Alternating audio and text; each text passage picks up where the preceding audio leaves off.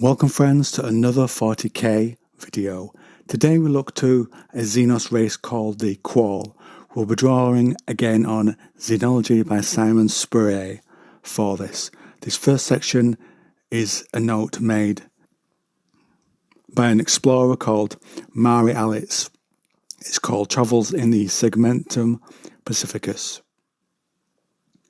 At the start of the 5th year of our voyage, on St. Thor's Eve, we passed through a desolate region of the Segmentum. By sheer chance, we rendezvoused with an administrative colony ark returning from its seeding project, its colonists still aboard. They explained in fearful tones that their designated world and all the space above us lay beneath the stewardship of the Qual Swarm Hood, an alien empire focused around a single holy world known to the imperial astrogators as Lockheed.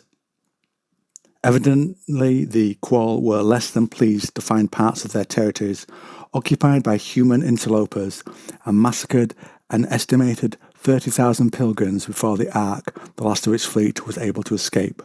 I myself remained within Qual space no longer than 20 days, and in all that time saw not a single specimen up close. The following details are from testimonies. Most of these testimonies begin with talking about the superiority of the Swarm Hood, its ownership of the planet system, and its aim in the eventual domination of the galactic hub. Whilst we humans could never hope to understand direct Qual communication, their runic language is ingeniously simple, based entirely upon a mathematical principle that relates each element of Qual life to a single prime number. By employing a single xenolinguator servitor to cross-reference my collated samples and form likely definitions, it was possible to translate each message with ease. The Qual are a race descended from winged invertebrates. Whilst all are born equal, several distinct strains develop within the larval nurseries, a result of the forced consumption of hormonal soups exuded by the queen.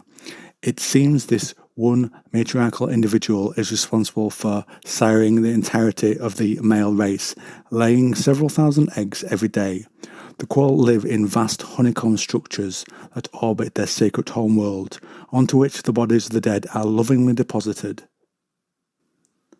Since each adult can expect to live for perhaps 10 years, their lives are brief but fast, a reality reflected in their ideology.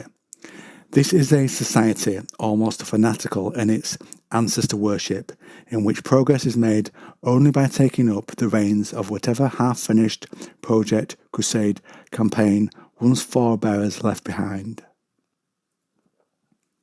Believing in a sort of racial glory in which only expansion and victory can justify the deaths of the billions of Qual that have gone before, it's easy to see the threat this aggressive little empire poses to the stability of mankind's righteous dominion. The one exception to the short lifespan is the matriarch herself, who we may speculate lasts hundreds of thousands of years in order to keep her race going. At the time of my writing, Qual space vessels, whilst unbelievably advanced and heavily armed, are incapable of warp travel, a small mercy that allowed my overburdened navigator to get us out of the dangerous area they were occupying. And this next section on the Qual is an extract from a communique. It seems that upon exiting the warp, the wayward frigate Macarius Memoriam was unexpectedly engaged by a Xenogen vessel.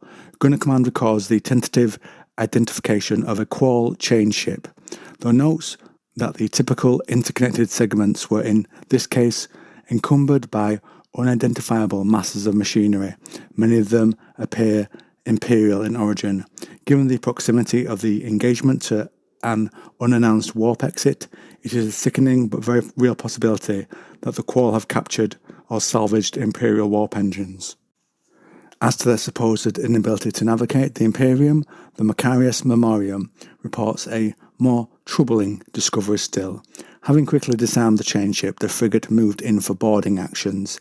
As witnessed time and time again, the Quall chose to retreat rather than risk capture, uncoupling their vessel segments and fleeing in different directions. A single segment of the chain ship was pursued. Within, stormtroopers discovered a human captive, bound and heavily drugged, raving about Her Royal Highness, laying maggots in his brain.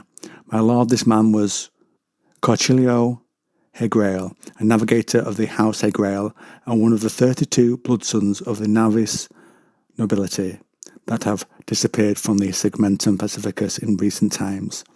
I attach a surgeon's picked capture of an unidentified organism discovered at the base of this man's spine, the removal of which unfortunately killed him. I need not, I hope, spell out my fears, given the creature's proximity to the navigator's neural tissue. If it is Quall in origin, the disappearance of so many Navis personnel has a despicable implication. And on that ominous note, I will end today's video on this Xenos race.